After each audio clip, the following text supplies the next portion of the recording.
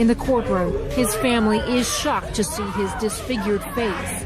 Just like in the video you just saw, prison can turn hardened adult criminals to look like lost, pitiful puppies. You'd think it would be limited to just adult criminals, and you'd be very wrong. Every now and then, you hear a story of a kid who commits unspeakable crimes, is caught, and then sent to prison. The normal reaction of anyone would be gladness that justice has been served. The only problem, however, is the other side of the story you don't hear about, the side describing what justice looks like. Well, you're about to see stories of evil kids and how they may be attacked in prison, and at the end of it all, you'll think again about how much justice you want served. Mary Bell, Tyneside Strangler. 11 years old when she strangled to death 2 young boys in the Scotswood area of Newcastle's West End.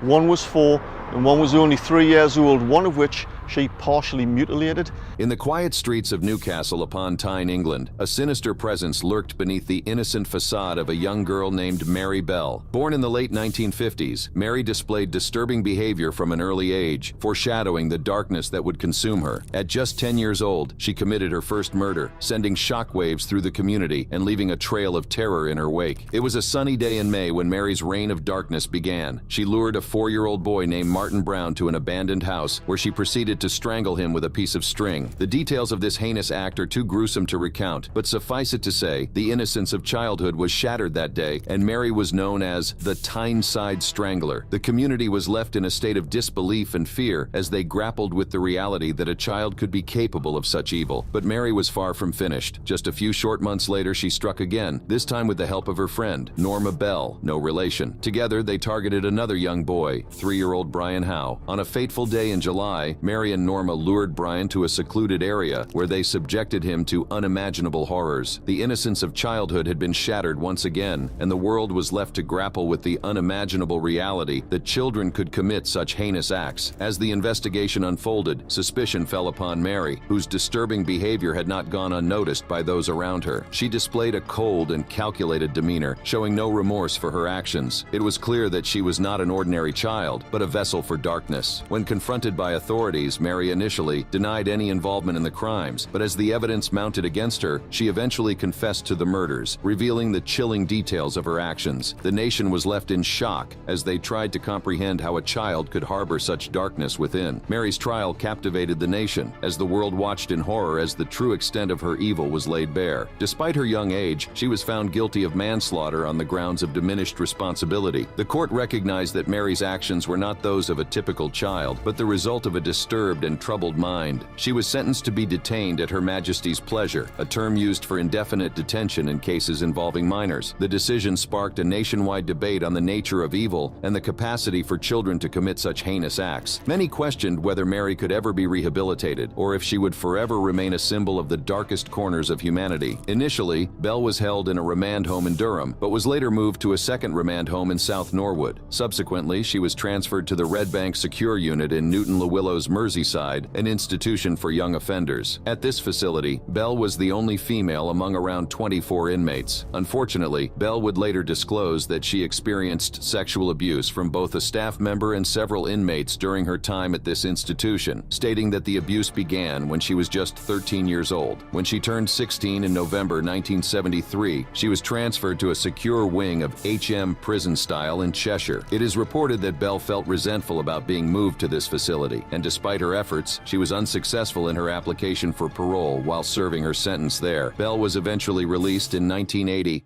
Jesse Pomeroy, the Boston boy fiend. In the late 19th century, the city of Boston was gripped by fear as a young boy named Jesse Pomeroy unleashed a reign of terror that would forever stain its history. Born with a darkness lurking within, Jesse displayed signs of sadism from a young age, foreshadowing the horrors that awaited the unsuspecting victims who crossed his path. At just 14 years old, Jesse embarked on a spree of torture and murder that would disrupt the city. His first known victim was a young boy named Horace Millen, whom Jesse lured to a secluded area under the pretense of showing him a fort. Once, there he subjected Horace to unspeakable acts of violence, leaving the young boy battered and lifeless. Unfortunately, his reign of terror did not end with Horace. Emboldened by his first taste of blood, Jesse continued his spree, targeting other young boys who fell victim to his twisted desires. The city was paralyzed with fear as parents kept a watchful eye on their children, terrified that they could be the next target of this young monster. Jesse's crimes escalated in brutality as he refined his methods of torture and murder. murder. His victims, mostly young boys, suffered unimaginable horrors at his hands. Some were stabbed repeatedly, while others were strangled or beaten to death. The details of these acts are etched into the annals of history, a chilling reminder of the depths of depravity that Jesse was capable of at such a young age. The city of Boston was in a state of panic as the body count continued to rise. Authorities launched a massive manhunt, desperate to bring an end to Jesse's reign of terror. It was not long before they apprehended him, and the true extent of his sadistic acts was laid bare for the world to see. Jesse's trial captivated the nation, and his crimes were revealed in gruesome detail. The courtroom was filled with a mix of horror and disbelief as witnesses recounted the atrocities committed by this young boy. The jury, faced with overwhelming evidence, found Jesse guilty of murder and sentenced him to life in prison. Jesse Pomeroy was brought to see one of his victims' bodies and questioned about his involvement in the murder. However, during the coroner's inquest, Pomeroy was denied the right to have a lawyer present. The trial of Commonwealth v. Pomeroy took place in the Massachusetts Supreme Judicial Court in Suffolk County, Boston, on December 9th and December 10th, 1874. The Attorney General argued for a guilty verdict of first-degree murder. In his closing statements, the Attorney General suggested an alternative charge of murder with extreme atrocity, which under Massachusetts law is also considered first-degree murder, but differs in the requirement of premeditation. On December 10th, 1874, Pomeroy was declared guilty, with the jury recommending mercy due to his young age. Pomeroy's attorney, Charles Robinson, filed 2 exceptions, but they were rejected in February 1875, and Pomeroy was sentenced to death by hanging. However, it was up to the governor to sign the death warrant and schedule Pomeroy's execution. Governor William Gaston refused to fulfill this responsibility, leaving the only avenue for sparing Pomeroy's life through the Massachusetts Governor's Council. For Pomeroy's sentence to be commuted, a simple majority of the 9-member council had to vote in favor. Over the next year and a half, the council voted twice in support of Pomeroy's execution, but Governor Gaston refused to sign the death warrant each time. In August 1876, an anonymous third vote was taken by the council, resulting in Pomeroy's sentence being commuted to life imprisonment in solitary confinement. On September 7, 1876, Pomeroy was transferred from Suffolk County Jail to Charlestown State Prison, where he began his life in solitary confinement at the young age of 16 years and 9 months. Pomeroy remained incarcerated at Charlestown State Prison. In 1929, as an elderly man in poor health, Pomeroy was transferred to Bridgewater Hospital for the criminally insane, where he passed away on September 29, 1932. Joshua Phillips.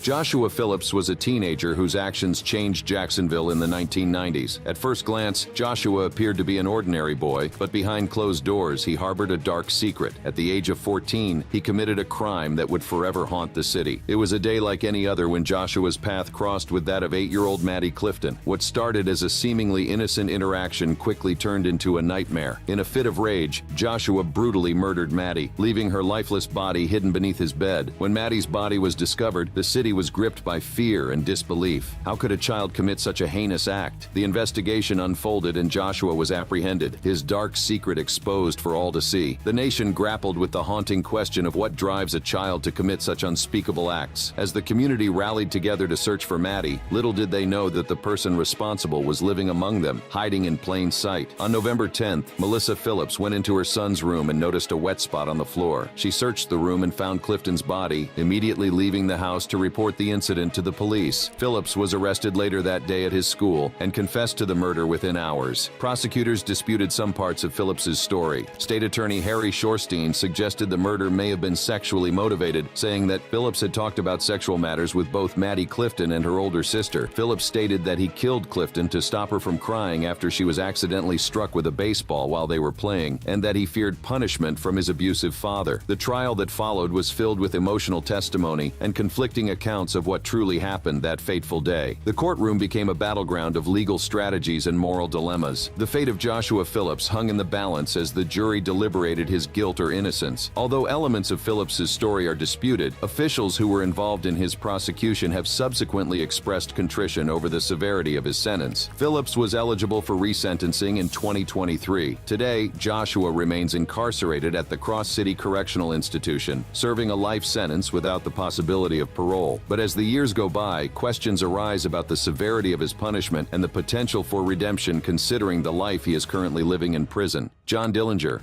Born in Indianapolis, Indiana in 1903, Dillinger grew up in a household filled with turmoil and instability. His parents, John Wilson Dillinger and Mary Ellen Lancaster, struggled with their own personal demons, which had a profound impact on young John. From an early age, Dillinger found himself drawn to trouble. He frequently got into trouble at school and had a rebellious streak that seemed to follow him wherever he went. As he grew older, Dillinger dropped out of school and began working in a machine shop, but his restless spirit and desire for excitement led him down a different path. In 1923, at the age of 20, Dillinger enlisted in the United States Navy. However, his time in the military was short-lived, as he deserted just a few months later. This act of defiance foreshadowed the rebellious nature that would define much of Dillinger's life. After leaving the Navy, Dillinger married Beryl Ethel Hovius in 1924. However, the marriage did little to quell his criminal tendencies. He soon turned to a life of crime, engaging in robberies and other illegal activities. It wasn't long before Dillinger found himself on the wrong side of the law. Dillinger's criminal career began in his early 20s when he was sentenced to prison for a botched robbery. His time in prison exposed him to a criminal underworld and the company of seasoned criminals, which ultimately influenced his path towards becoming a more accomplished criminal. The prison environment, instead of rehabilitating him, seemed to amplify his criminal tendencies. Dillinger studied the methods of criminals, honed his skills, and formed connections that would prove invaluable in his future criminal endeavors. After serving 9.5 years in prison, Dillinger was paroled in 1933.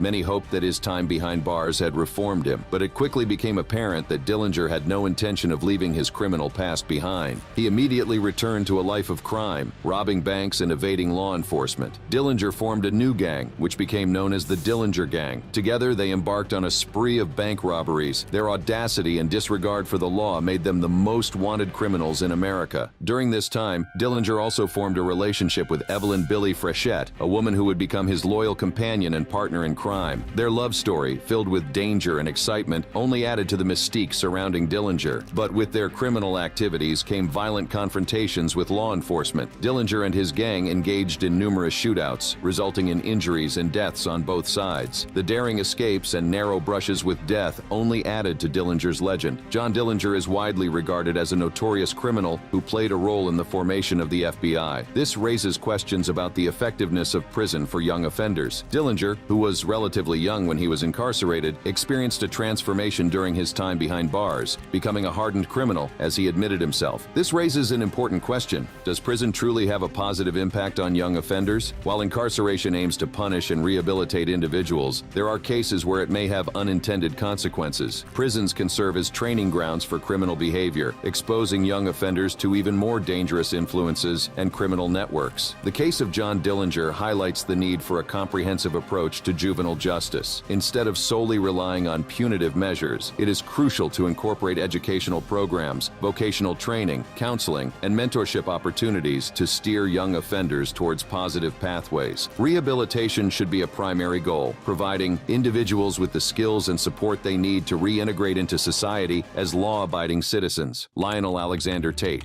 One notable example of kids who return to crime after release is the case of Lionel Tate, who was just 13 years old when he was convicted of first-degree murder in 2001. After serving 3 years in prison, Tate was released on probation. However, he found himself entangled in the criminal justice system again, as he violated his probation and was subsequently imprisoned for robbery in 2005. The lack of proper support and rehabilitation during his initial incarceration contributed to his relapse into criminal behavior. Our story begins in January 2001, when Tate was just 13 years old. He stood trial for the brutal battering death of 6-year-old Tiffany Unick. On that fateful day of July 28, 1999, Tate was left alone with Tiffany, who was being babysat by his mother, Kathleen Grosset Tate. As the children played downstairs, Tate's mother called out to them, urging them to be quiet. Tiffany was not breathing. What awaited his mother in that room would forever haunt her nightmares. The prosecution would later reveal the extent of Tiffany's injuries, a litany of pain that no child should ever endure. A fractured skull, a lacerated liver, a fractured rib, and a swollen brain were just a few of the wounds inflicted upon her fragile frame. The prosecution likened her injuries to those sustained from falling from a 3-story building. Critics, including various groups listed in the amicus brief attached to Tate's appeal, argued vehemently against convicting preteen children of first-degree murder without proving their intent to cause harm, let alone serious injury or death. They deemed it unacceptable to hold children accountable for crimes of such magnitude without considering their age and capacity capacity for understanding the consequences of their actions. The controversy surrounding Tate's case reached its zenith when a state appeals court overturned his conviction in January 2004. The basis for the overturning was the failure to conduct a mental competency evaluation before his trial. He was released and on probation 3 years after the gruesome murder. However, Tate's story did not end there. On May 23, 2005, he found himself entangled in the web of criminality once again. Charged with armed burglary with battery, armed robbery, and violation of probation, Tate's actions shocked even those who had followed his case closely. This time he threatened a Domino's pizza delivery man, Walter Ernest Gallardo, with a handgun outside a friend's apartment after placing an order. Gallardo, fearing for his life, dropped the 4 pizzas and fled the scene, but Tate's rampage continued. He re-entered the apartment and assaulted the occupant who did not want him inside. Gallardo, upon reaching the Domino's store, immediately called 911 and returned to identify Tate. The Broward County Sheriff's Office issued a statement revealing the harrowing details of the incident. However, no gun was recovered, leaving many questions unanswered. Today, Lionel Tate remains imprisoned in the Charlotte Correctional Institution, serving his sentence for the crimes that have forever marked his name in the annals of criminal history. Craig Price, Warwick Slasher.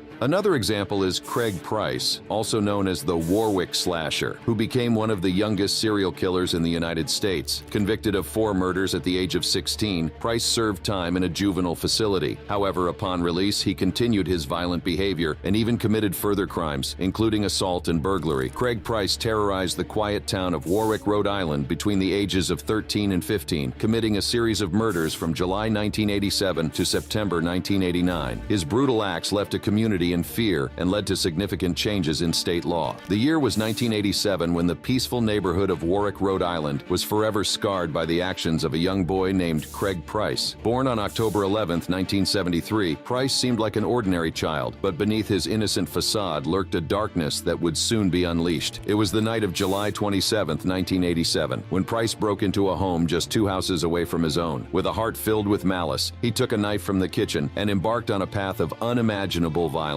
His victim was 27-year-old Rebecca Spencer, a woman who had no idea that her life was about to be brutally cut short. Price stabbed her a horrifying 58 times, leaving a scene of unimaginable carnage in his wake. Price's thirst for blood was far from quenched. Over 2 years later, on September 1, 1989, he struck again, this time targeting the Heaton family, his own neighbors. High on marijuana and LSD, Price embarked on a killing spree that would forever stain the history of Warwick. His first victim that fateful day was 39-year-old Joan Heaton, mother who had no idea that her life was about to be brutally taken from her. Price stabbed her a horrifying 57 times, leaving her lifeless body in the kitchen. But the horror didn't end there. Joan's 10-year-old daughter, Jennifer, witnessed the brutal murder of her mother, a sight that no child should ever have to endure. In a twisted act of cruelty, Price turned his attention to Jennifer, stabbing her 62 times. The young girl's life was tragically cut short, her innocence stolen by the hands of a merciless killer. The youngest daughter, 7-year-old Melissa, also witnessed the horrifying scene unfold before her eyes. Price crushed her skull, inflicting 30 stab wounds upon her fragile body. The stabbings were so brutal that the knife handles broke off, leaving the blades lodged inside the bodies of the victims, a chilling testament to the savagery of Price's actions. The brutality of the murders was mostly unknown at the time, as Price's sealed records prevented the full extent of his crimes from being widely known. However, law enforcement officials were astounded by Price's lack of remorse when he confessed to the crimes. Price's arrest came just a month before his 16th birthday, ensuring that he would be tried and convicted as a minor. By law, this meant that he would be released and his criminal record sealed when he turned 21. Price, however, boasted that he would make history upon his release. The case of Craig Price led to significant changes in state law, allowing juveniles to be tried as adults for serious crimes. However, these changes could not be applied retroactively to Price's case. Rhode Island residents formed the group Citizens Opposed to the Release of Craig Price, advocating for his continued imprisonment due to the brutality of his crimes and the belief of state psychologists that he was unlikely to be rehabilitated. Despite the efforts of the group, Price's release was ultimately prevented due to a series of crimes he committed behind bars while held at the Rhode Island Training School. These crimes included criminal contempt for refusing a psychological evaluation, extortion for threatening a corrections officer, assault, and violation of probation for engaging in fights while in prison. As a result, Price was sentenced to an additional 10, 25 years depending on his cooperation with treatment.